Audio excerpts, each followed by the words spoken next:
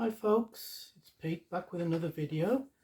I thought I would try and create a thread. Never tried to instigate one before, so thought I'd give it a go. It can only fail. The idea was given to me from a comment that Rob Walker made to one of my label sampler videos about a band whose name were Compost. You know, as I said, you just don't know what some bands were thinking of when they named themselves. Might have seemed funny on the night, but they've got to live with it. Anyway, what I thought the thread would be to show 5 Naff band names.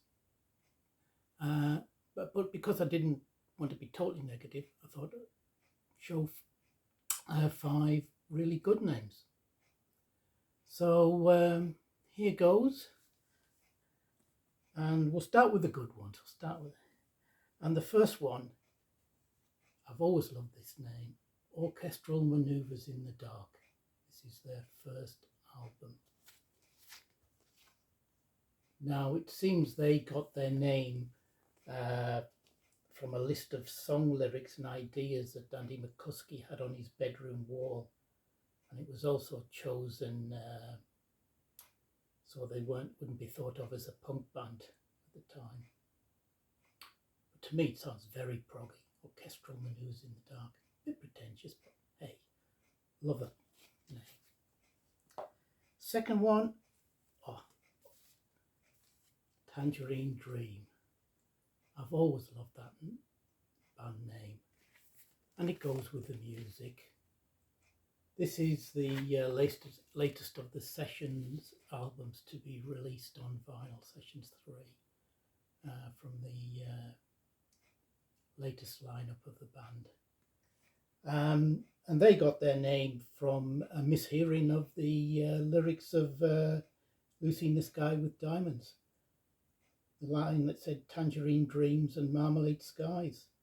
Tangerine trees. You see, I'm doing the same. Tangerine trees. And they heard it as Tangerine Dream. But this goes with a lot of their music, that name. Excellent. Third up, we have an album that I showed just recently, and that's The Art of Noise, the 80s band. And what is music but noise? But it's also an art form, so what better name than The Art of Noise for a band? This was thought up by Paul Morley, and it was taken from the essay The Art of Noises by Luigi Russolo. But a great name for a band. Fourth up, and we have another one with a colouring title, Velvet, the Velvet Underground. Again, a name I've always loved. And this one was taken from the book The Velvet Underground by Michael Lee, about the secret sexual subculture of the early 1960s, and was suggested to the group by the minimalist Tony Conrad. And I think this title fits their music as well, because they go from some very beautiful numbers to some very odd and weird, out there numbers, and some fairly decadent one like Venus in Furs. So I think the Velvet Underground fits all of that pretty well. And finally, for the good names, one that shows that one letter can make all the difference. And that for me is The Byrds. This is the Fifth Dimension album. I mean, here in UK we had a band called The Byrds. Was it Ron Wood's band? But spelled B-I-R-D-S, which, to be honest, it's a fairly naff name for me. Especially as bird was slang for a woman. So it never really worked, but change the I to a Y and somehow it becomes cool. Well, to me anyway. And I've always loved that name, the birds. Superb. Right, on to the Naff ones. And we start with one of my favourite bands, Hot Tuna. Terrible name for a band. I suppose we should be thankful that initially they wanted to call themselves Hot Shit, but the record company persuaded them not to. I wish they took it further and persuaded them not to do Hot Tuna as well. But it seems the name came from the first line of the blues song Keep On Truckin' Mama, which has the line, what's that smell like, fish, pretty baby? And the answer is, obviously, according to Yoma Kokinen, Hot Tuna. But no, it's a pretty naff name, to be honest. Next up, we have a name that probably goes with the music of the band, Throbbing Gristle.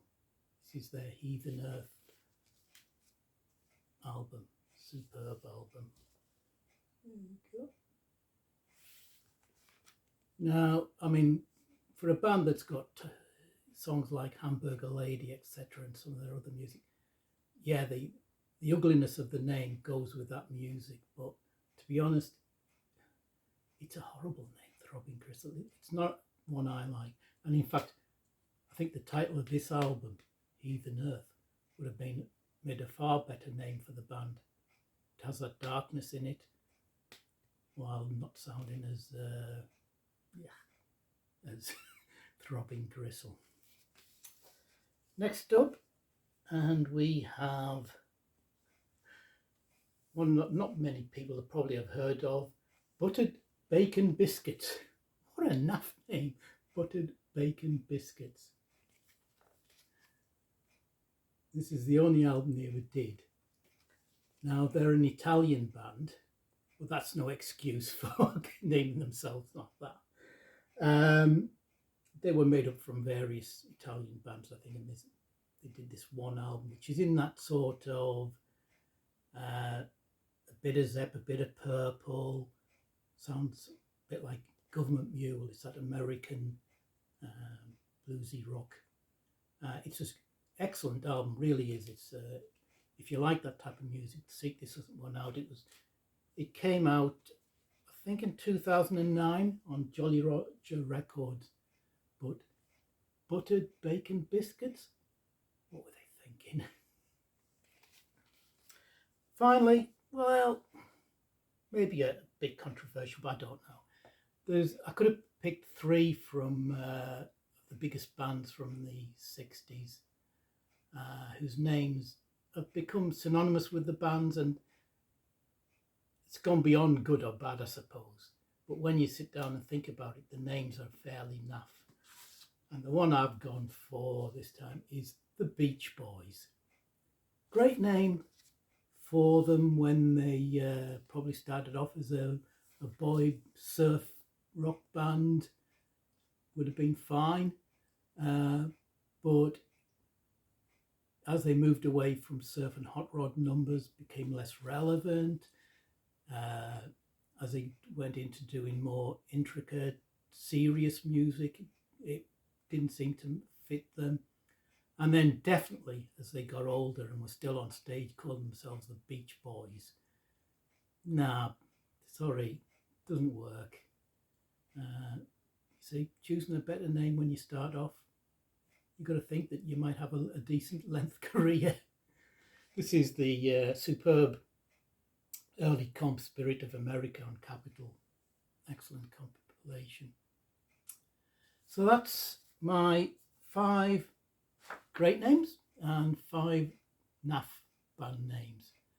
Have you got any favourites or any you hate? Let's do a video and let me know. So I hope you enjoyed that, and for once,